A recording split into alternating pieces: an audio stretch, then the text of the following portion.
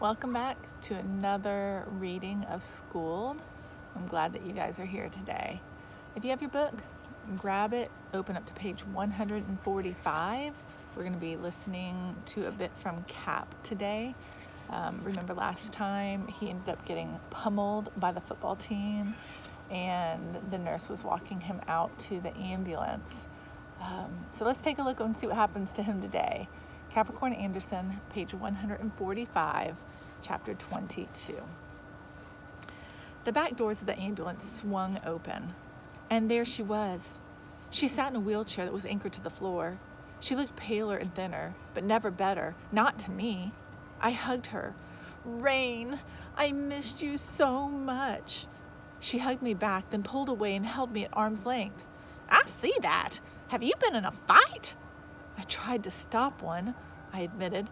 "I guess I've got a lot to learn about peacemaking." She nodded proudly. "Good for you. We always try to save the world, but sometimes the world doesn't want to be saved." She looked at me critically. "You're going to have 2 black eyes, you know." I grinned at her. "I'll take 4 black eyes if you tell me we're going back to Garland." "We're going home, Cap. I think the rehab center was glad to get rid of me. Some of my opinions didn't sit well with my fellow patients. Like it's a crime to speak your mind." She beamed.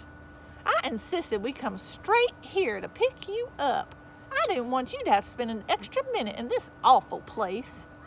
"It's not so bad," I told her.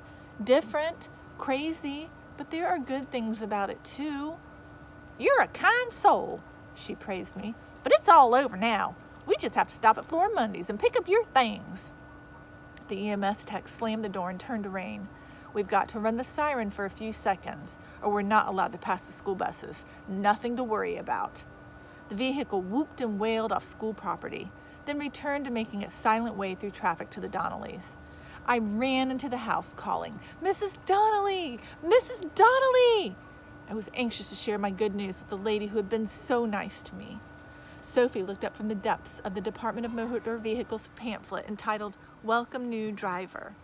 "She's at work, just like every other day. What's so important?" "I'm leaving," I told her. "Don't let the door slap you in the butt on the way out," she said, stifling a yawn.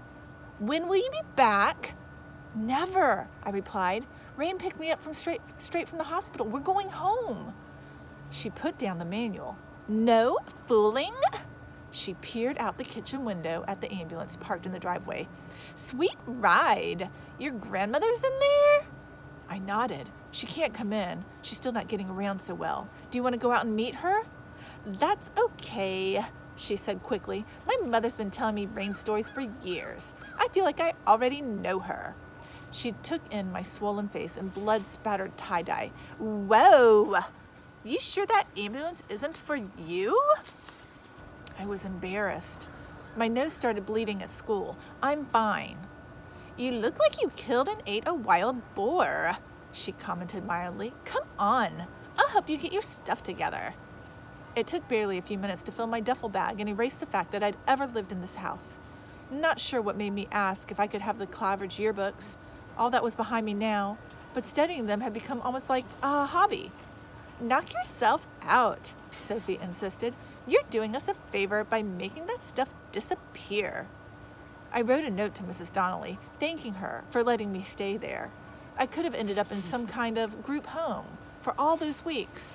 I made sure to tell her that Rain was grateful too, since they had known each other. "I guess this is it then," said Sophie.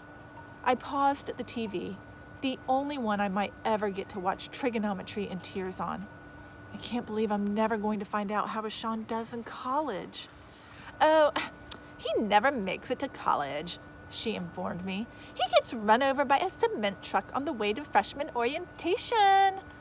I was shattered. "No!" She laughed. "I'm just pulling your chain. I'm sure he lives on to be a total basket case just like everybody else on TNT.